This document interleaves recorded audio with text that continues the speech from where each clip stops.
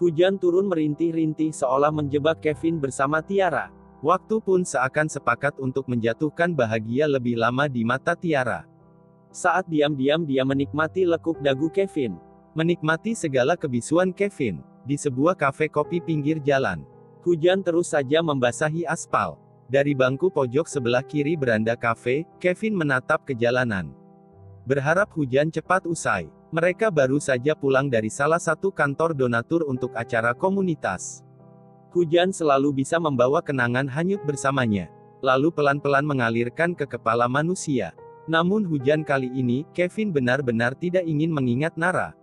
Ia sudah berusaha sedikit lebih menjauhkan diri dengan perempuan itu. Lagi pula, dalam hati Kevin sadar betul selama ini Tiara selalu kadang menjenuhkan. Kevin tahu Tiara adalah perempuan yang total dalam beberapa hal. Dalam berkomunitas misalnya, Tiara adalah rekan yang baik bagi Kevin. Tidak ada suara selain bunyi hujan dan remang-remang musik dari dalam kafe. Sore ini hujan begitu lebat. Kafe ini juga sepi. Entah kebetulan atau memang sedang tidak ada yang ingin duduk menikmati kopi di sini. Hanya ada dua pasang pengunjung selain Kevin dan Tiara. Sepasang kelihatan lebih tua, sepasang lagi remaja yang sibuk dengan laptopnya. Yang pasti, dari cara mereka adalah pasangan kekasih. Yang lebih tua, mungkin pasangan suami istri.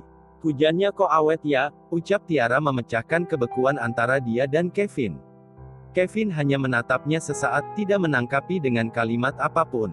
Lalu kembali menatap jalanan yang masih saja dijatuhi hujan-hujan yang sedih. Kevin, kamu kok diam saja? Tanya Tiara. Lagi menikmati hujan, jawab Kevin datar. Nyebelin ah.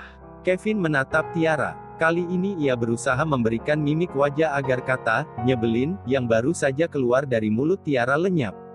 Lah, kalau cuma diam-diaman gini. Ngapain kita berhenti di sini? Mending langsung pulang saja tadi. Tiara terlihat kesal. Kan hujan, Tiara. Lebih baik basah karena hujan, Vin. Maksud kamu? Nggak maksud apa-apa. Lalu, Kevin menatap dengan mata penuh pertanyaan. Kamu pura-pura bodoh atau emang bodoh beneran, sih? Nada suara Tiara meninggi. Tiara, tanya Kevin tertahan. Arggg. Jadi lelaki itu bisa lebih peka dikit nggak, sih? Kamu nggak tahu kan, gimana rasanya memendam rasa, sudah bertahun-tahun ia lakukan untuk Nara. Aku capek Vin, tiap harus melihat kenyataan kamu lebih memerhatikan Nara dibanding aku. Bahkan saat dia sudah punya pacar. Kamu harusnya tahu, aku suka sama kamu. Aku cinta sama kamu. Aku mau kamu nggak hanya sebatas teman buat aku. Aku ingin mencintai kamu, ini kedua kalinya aku menyatakan. Apa aku nggak ada artinya di mata kamu? Apa aku nggak pantas buat kamu? Emosi Tiara meluap. Ia tidak bisa lagi mengendalikan diri atas apa yang dia pendam selama ini. Dia lelah berpura-pura kuat di hadapan Kevin. Dia benci dengan perasaannya sendiri. Ia benci dengan sikap Kevin yang selalu dingin. Tiara. Suara yang keluar di bibir Kevin menghentikan luapan perasaan Tiara. Dua pasang pengunjung lain sedang memerhatikan mereka berdua. Kevin berusaha tenang. Ia benar-benar kehilangan akal, tidak tahu apa yang harus dia lakukan. Sedangkan Tiara hanya duduk menundukkan kepala. Apa yang baru saja ia katakan, keluar lepas kendali. Pelan-pelan matanya memanas. Mengalirkan hujan yang hangat di pipi.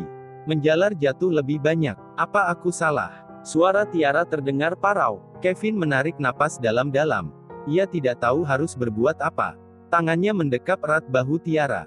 Dalam benaknya hanya ingin membuat Tiara tenang. Nggak ada yang salah dengan cinta.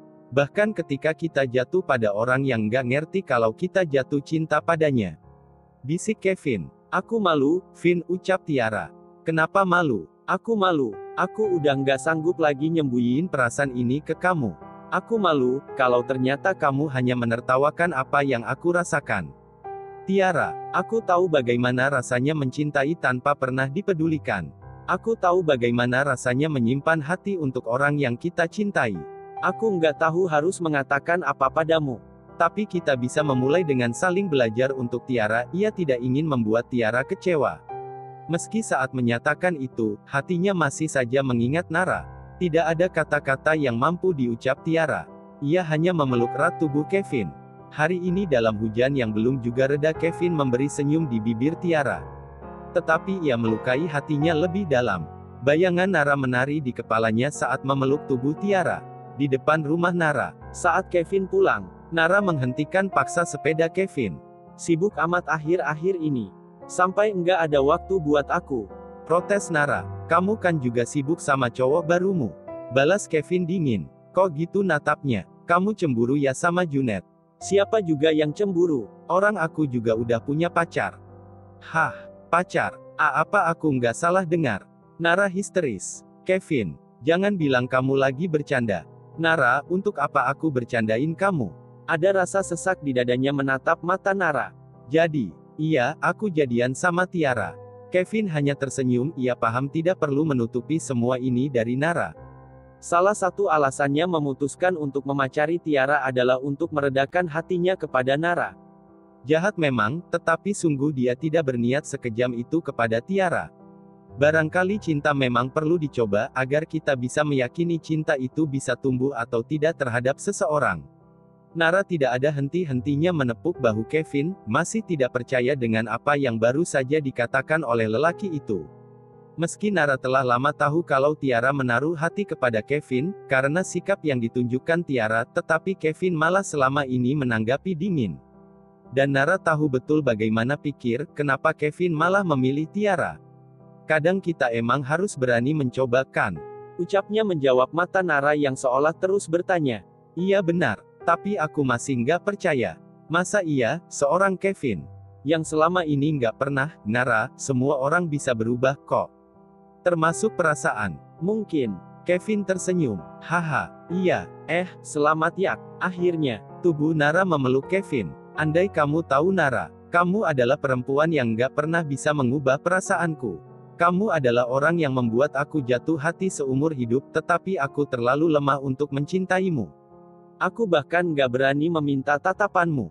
Aku juga takut kamu jauh hanya karena kita terbiasa sebagai sahabat. Namun, hidup akan terus berjalan. Kadang kita harus berjalan di jalan yang berbeda, untuk menemukan rumah yang sama. Ia membatin, pelan-pelan Kevin melepaskan pelukannya. Oh ya, aku pulang dulu. Besok pagi harus ngajar lagi, lanjut Kevin. Iya, jangan terlalu sibuk. Sampai nggak punya waktu buat sahabat sendiri.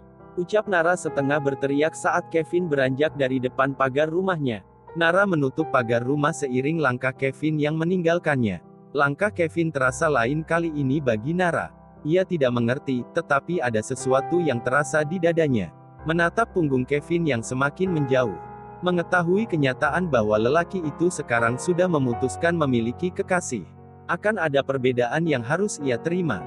Namun entah kenapa, Nara merasa ia tidak siap dengan semua itu. Serasa ada yang hilang tetapi ia tidak tahu apa itu. Terasa ada tetapi tidak terlihat nyata. Sepanjang perjalanan ke sekolah Kevin masih kepikiran hal semalam. Kenapa dia malah mengatakan semuanya kepada Nara? Pertanyaan itu terus saja menghujatnya sepanjang jalan.